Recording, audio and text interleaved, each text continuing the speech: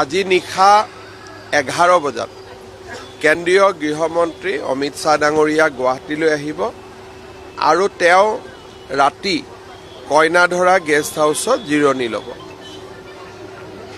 অহাকালি ৰাতিপুৱা 10 বজাত তেখেত শ্বহীদ স্মাৰকলৈ যাব আৰু অসম আন্দোলনৰ জাতীয় শ্বহীদসকললৈ শ্ৰদ্ধাঞ্জলি জ্ঞাপন কৰিব। তাৰ পিছত তেখেত বৰদোৱালৈ যাব।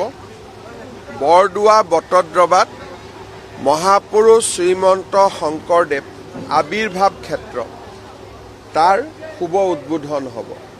প্ৰায় 200 কোটি টকাৰে ৰাজ্য চৰকাৰে এখন সুন্দৰ আবিৰ্ভাৱ ক্ষেত্ৰ নিৰ্মাণ কৰি উলিয়াইছে। এই আবিৰ্ভাৱ ক্ষেত্ৰখনৰ আধাৰশিলাও অমিত শ্বাহ ডাঙৰীয়াই স্থাপন কৰিছিল আৰু তেখেতৰ কৰ কমলেৰে অহাকালি এই আবিৰ্ভাৱ ক্ষেত্ৰখনি উদ্বোধন কৰা হ'ব। তাৰ পিছত তেখেত গুৱাহাটীলৈ আহিব। গুৱাহাটী মহানগৰ পুলিচ আয়ুক্তৰ কাৰ্যালয় এটা আধুনিক বিল্ডিং, য'ত নেকি গোটেই গুৱাহাটীৰ ট্ৰেফিক কণ্ট্ৰল হ'ব।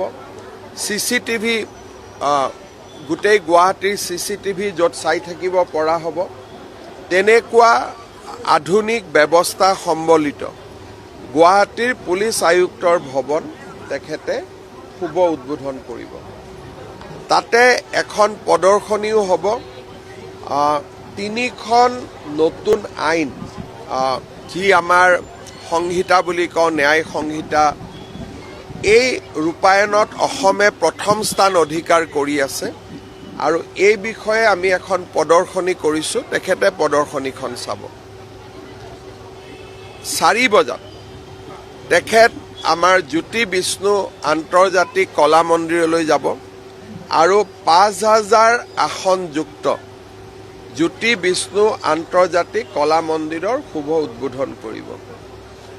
শুভ উদ্বোধনী অনুষ্ঠানত সাংস্কৃতিক কৰ্মী, শিল্পী, সাহিত্যিকসকলৰ উপৰিও বিভিন্ন সময়ত অসম চৰকাৰে হৃদয়যন্ত্ৰ, বন মেৰু, পেলেটছ, বিভিন্ন ধৰণৰ আমি অস্ত্ৰোপচাৰেৰে আৰোগ্য কৰা প্ৰায় 1000 যুৱক যুৱতীও এই অনুষ্ঠানত উপস্থিত থাকিব আৰু ৰাজ্য চৰকাৰৰ এই প্ৰচেষ্টাই 10,000 অতিক্ৰম কৰিলে তাৰো এটা চেলিব্ৰেশ্যন এটা আমি কলা মন্দিৰ উদ্বোধনৰ লগতে কৰিম আৰু তাৰ পিছত গৃহমন্ত্ৰী ডাঙৰীয়া নতুন দিল্লীলৈ উভতি যাব।